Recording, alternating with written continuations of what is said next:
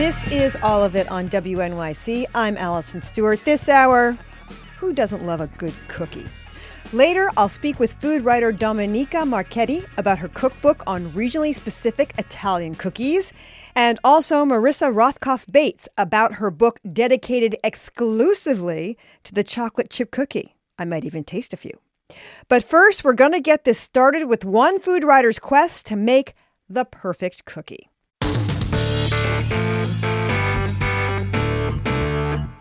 Ella Quittner is obsessed with perfection.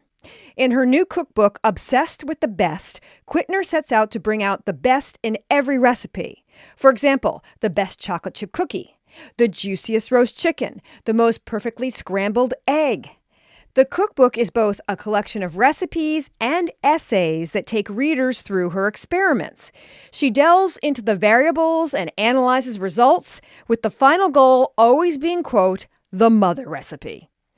Ella Quittner joined me this year to discuss the cookbook, which is called Obsessed with the Best, 100 plus methodically perfected recipes based on 20 plus head-to-head tests. You'll hear callers in this segment, but since this is an encore broadcast, we can't take your calls live.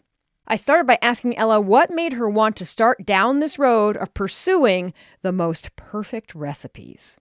Well, I think with this project in particular, I was really curious to delve into the subject of the best because at a fundamental level, I do not think the best way to do anything in the kitchen exists. So the title of the book is sort of a bait and switch, right? You open it up and then the first sentence is something like, there's no such thing as the best. Right. But I've always been a very obsessive and neurotic person, both in and out of the kitchen, and I'm fascinated by what I think is a very human reflex to want to know the best. Like, who among us that loves to cook or bake can scroll past an article promising the best way to do this or the 3-ingredient way to do this faster and get a better result, or, click past a deal for the best Wagyu at Costco that's 10%. So I wanted to really explore that while also providing something that was useful and serviceable for the home cook and baker, which is the result of these 40 head-to-head experiments to try to optimize XYZ food items so that you don't have to do these tests at home and you can skip right to the mother recipe. It's interesting. You made a change in your career from Wall Street. Did your background in finance or in Wall Streetness affect your recipes at all or affect the way you conducted these experiments? That's such a funny question. I think it's two answers. One, on a very kind of tactical level, sure, I know my way around a spreadsheet. And now when I'm doing these bench tests, I can very easily and efficiently, I have this sort of producerial quality to my brain where I can very easily and efficiently plan, like, I'm going to cook 45 different scrambled eggs in 6 hours and I know how to do it and I'm going to make all the notes and I'm not going to lose any information or mess up. But I think also on a conceptual level, it probably affected how I think about food and recipes and cooking and baking, because for so long when I was working on Wall Street and using food as an outlet for indulgence and relaxation and creativity, it became clear to me that eating was pleasure and cooking and baking and being creative in the kitchen was a source of pleasure for me, and sharing that with other people created communal pleasure. So I think that's where my tendency to maximize for optimal flavor and technique and texture and efficiency and all of that comes from, is I want to share that pleasure with other people. All right, let's get down to your methodology.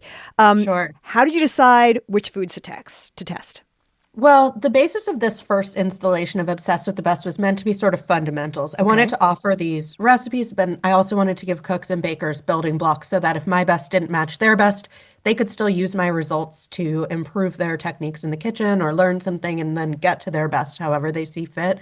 So I tried to go for the sort of building block basics of kind of the stuff we fight about on the internet and in person around the water cooler, which is things like how to scramble eggs, how to cook bacon, how to make biscuits, how to make a yellow cake. I went for very sort of classic, sometimes Americana foods with a few little niche departures like latkes. What are some foods that required more testing from you than other foods, and why?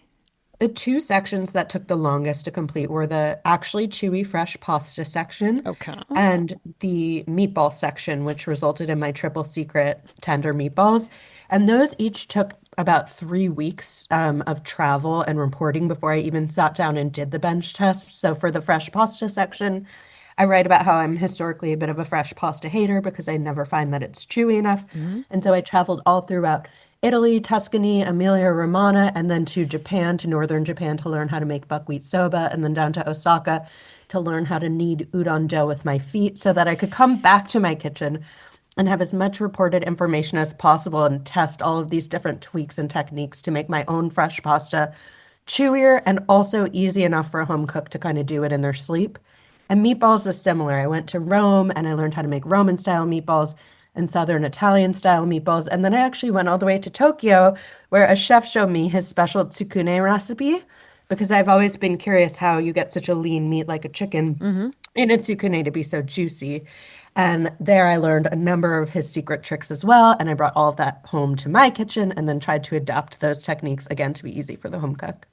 Let's take a call. This is Andrew who's calling in from Staten Island. Hi, Andrew. Thanks for calling All of It. Hi. Just have a quick question.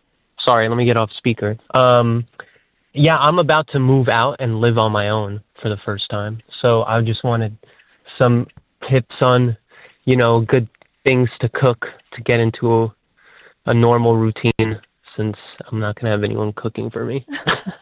Okay. I think the number one easiest thing you can cook in your first home that will make you totally fall in love with the idea of easy weeknight cooking is pasta with a simple sauce. So there are two in the book I would recommend, although I will also tell you how you can find them not on the book. One is there's a not exactly 3-ingredient sauce in my book, which is based on the prolific Marcella Hazan 3-ingredient sauce. Truly couldn't be easier. You're just simmering a can of tomatoes with butter and an onion that you don't even have to dice. And then you're putting that over pasta, which takes like 8 to 10 minutes to boil, depending how al dente you like it. And nothing will be more sort of soul satisfying for you than making a bowl of delicious pasta in your own kitchen for the first time. There's another recipe in the book for a 10-minute tomato sauce, which again, the entire sauce comes together.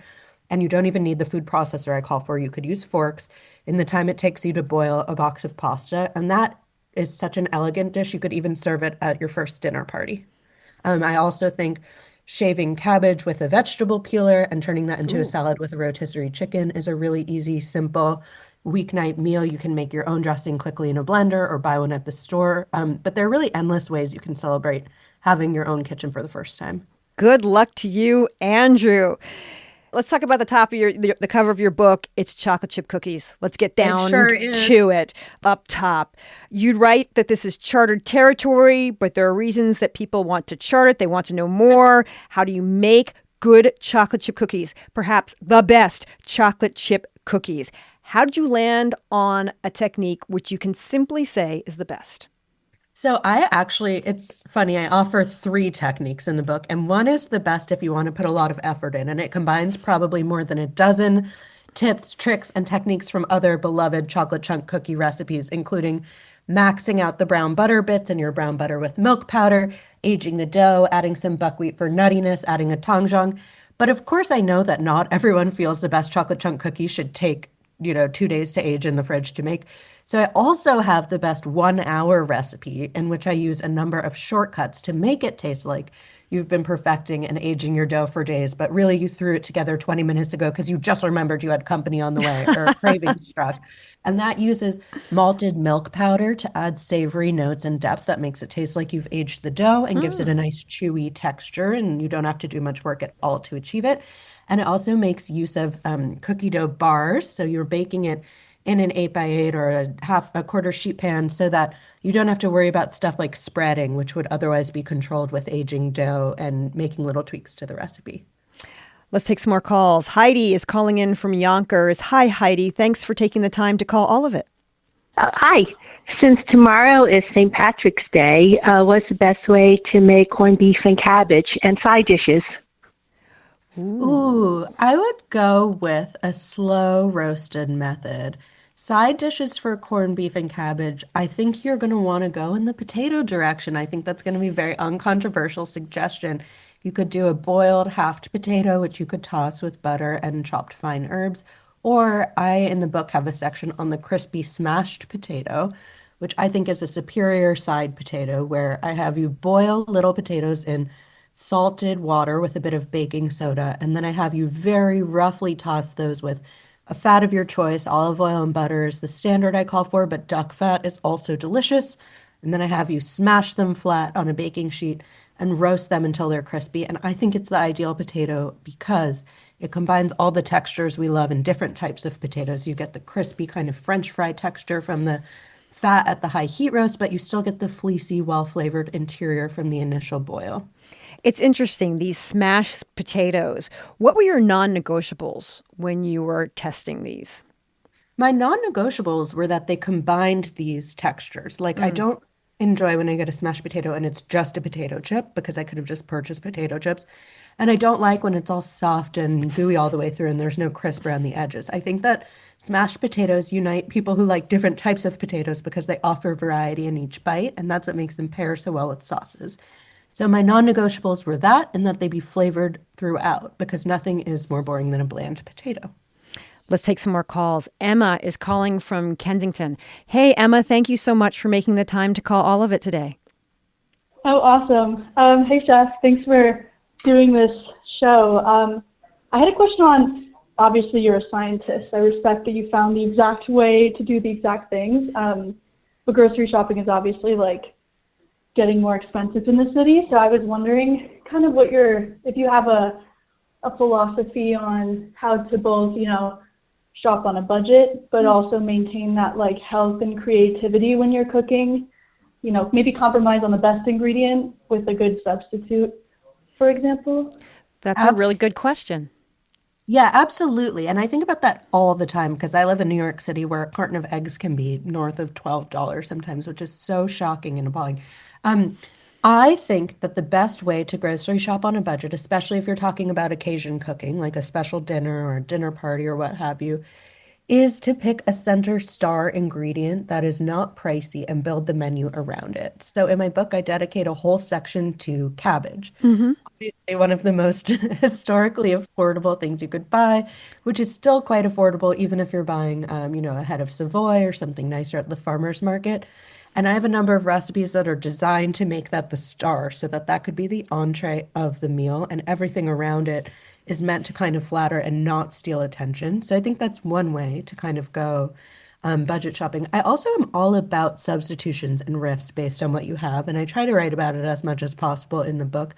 But what I think cooks should do is learn the basics and the fundamentals so that they know how to swap things and what the effects will be so that they've armed themselves with an arsenal of sort of ideas around, okay, if I use buttermilk instead of yogurt in this whipped cream, it's going to be a little softer, but I'll still get that tang. And instead of being stabilized, this will happen.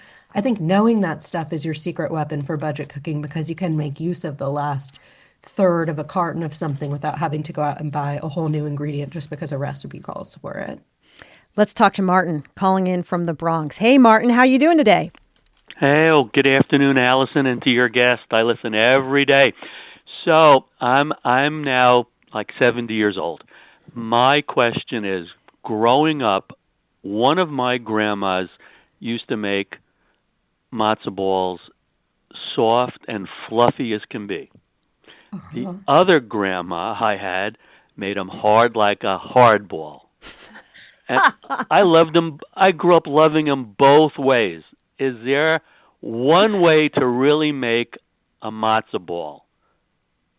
That's a great question. What do you say, Ella?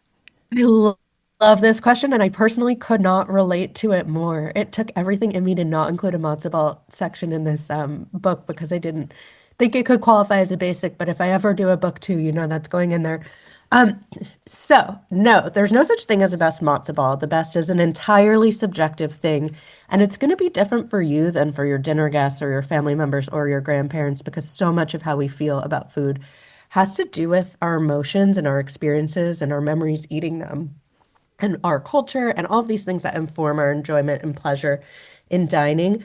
I do think that it's important to know what makes a matzo ball soft and fluffy and floating and what makes it dense as a rock that sinks to the bottom of a soup, because you, having grown up with both of these varieties and perhaps loving them both, means that you might crave either at any given time, or you might want to combine them. So it's good for you to know, okay, adding something like seltzer and whipped egg whites folded into the matzo ball mix right before I boil them in the water before adding them to the soup is going to make them light and fluffy, almost like a gefilte fish or a canal of whipped cream. Whereas if I pack them harder and use more matzo meal and don't hydrate them as well, that's going to make them denser, because I think that gives you the sort of keys to the city, if you will, to satisfy your own cravings at your whim.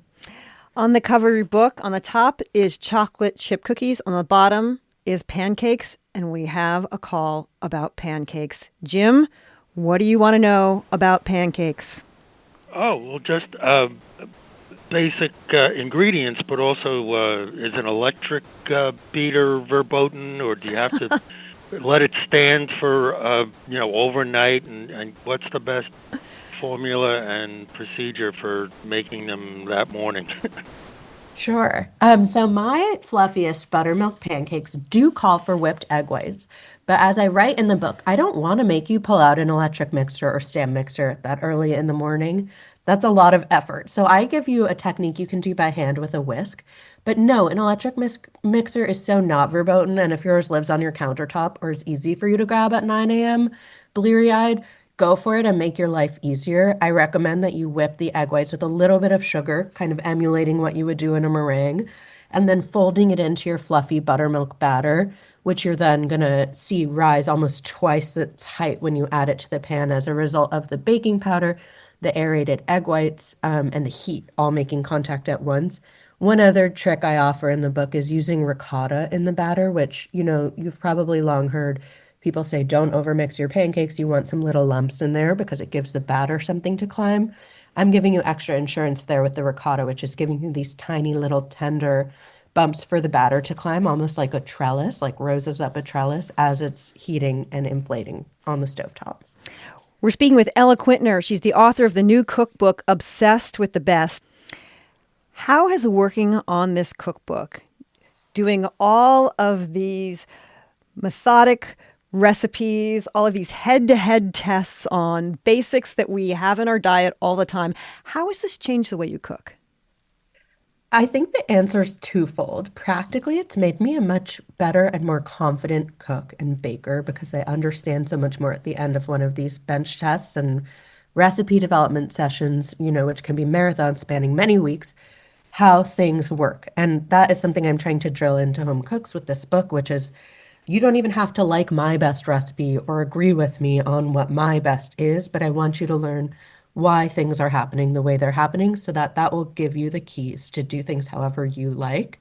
And the second way it's affected my cooking and baking is I always cooked without a recipe when I was cooking for fun, which surprises a lot of people considering what I do for work. Now I'm even more like that. I approach cooking and baking for fun when it's not for recipe development, much like I would approach making a painting, right? I'm just going into the kitchen and kind of freestyling. But I feel like I have the confidence to do that and have a vague sense of what the outcome might be because I've given myself these building blocks. That was my conversation with food writer Ella Quittner. Her cookbook is called Obsessed with the Best. Every region of Italy is known for its distinct sweets and baked goods. Next, food writer Domenica Marchetti will discuss her new book all about the cookies of Italy with recipes for you to try at home. This is All of It.